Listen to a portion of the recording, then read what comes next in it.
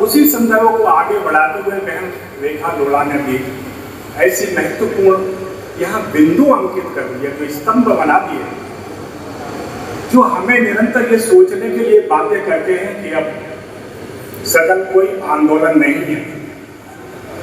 मैं एक शिक्षक की दृष्टि से और एक शोध निदेशक की दृष्टि से भी पूरी दृढ़ता और ईमानदारी के साथ ये बात कह रहा हूँ कि सदन कोई आंदोलन नहीं है, बल्कि सदन भी वैसे ही जैसे कि नवदीप प्रस्तापित हुआ था, जैसे नई कविता परिवर्तित हुई थी, जैसे नई कहानी साहित्य के क्षेत्र में अवतरित हुई, वैसे ही समय की धारा को अनुकूल बनाने के लिए और भविष्य के लिए सुदृढ़ सांस्कृतिक मार्ग देने के लिए सदन की प्रवर्तना मां सरस्वती की अनुकंपा से सन 2017 में हुई।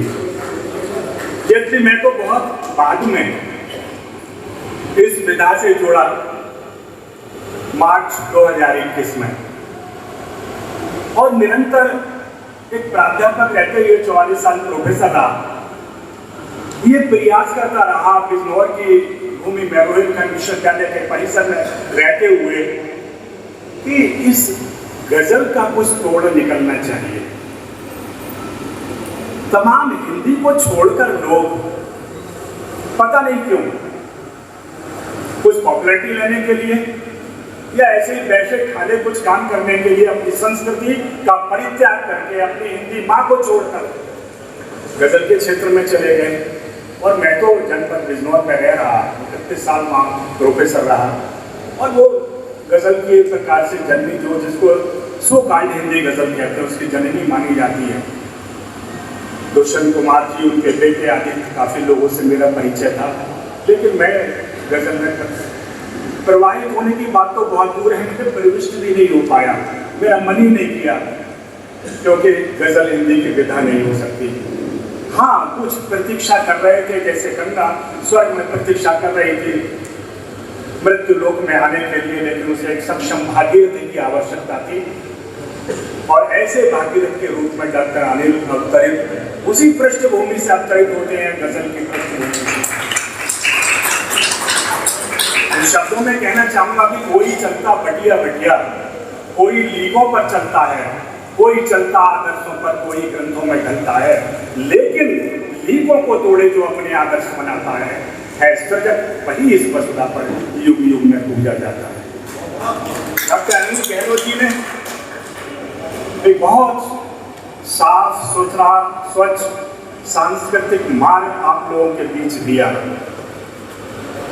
वो माँ सरस्वती की प्रेरणा से दिया है। इसमें डॉक्टर अनिल गहलोत जी का अपना कुछ नहीं है, क्योंकि सरस्वती की कृपा से, श्री राम की कृपा से, श्री कृष्ण नगरी की अनुकंपा से ऐसे लोग आते हैं जो आके समाज में अग्रसर की भूमिका को वर्ण करते हैं, और एक काफिला उनके पीछे बनता चला जाता है। यही स्थिति डॉक्टर अनिल गहलोत जी की हुई है।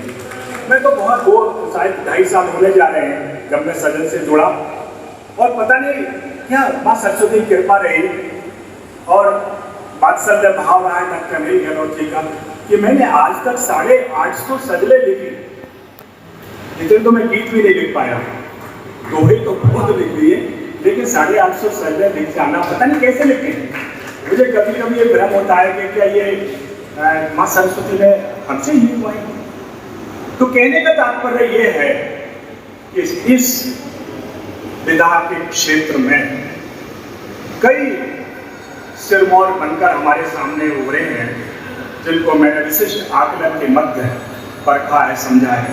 जैसे हमारे बीच में हमारे अग्रज कुल्ले विजय राठौर जी हैं, उन्होंने लगभग 1000 से अधिक सजलें पूर्ण कर ली।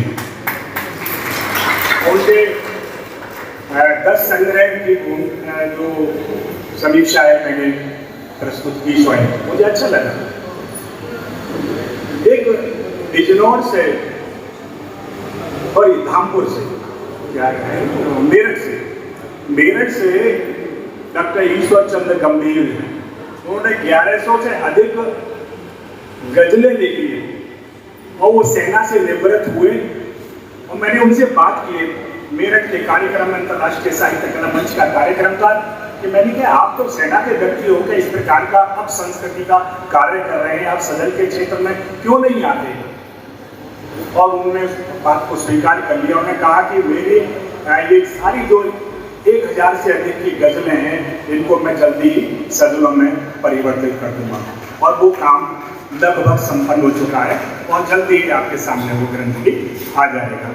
तो कहने का तात्पर्य तमाम ऐसे बिंदु हैं जो इस बात को प्रतिपादित करते हैं कि सजल कोई आंदोलन नहीं है, बल्कि सजल एक स्वतंत्र विधा के रूप में, गीत काव्य की विधा के रूप में, एक मुक्तक की परंपरा के रूप में ये सजल विधा हमारे बीच में है।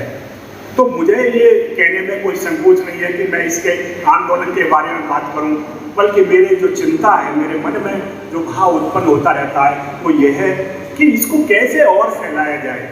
यद्यपि सुगंध खुद ही अपने आप्यायित होकर पूरे विश्व में प्रवाहित हो चुकी है, विकीर्ण हो चुकी है, लेकिन अभी बहुत कुछ करने की जरूरत है। मैं यहाँ कोई भाषण देने नहीं आया हूँ, लेकिन कुछ महत्वपूर्ण बातें आपसे करने आया हूँ जिनकी चर्चा दद्दा ने अभी अपने, अच्छा ठीक है, एक सेकंड, कुछ फायदे की बातें बोल रहा हूँ मैं, ज़्यादा नहीं बोलूँगा।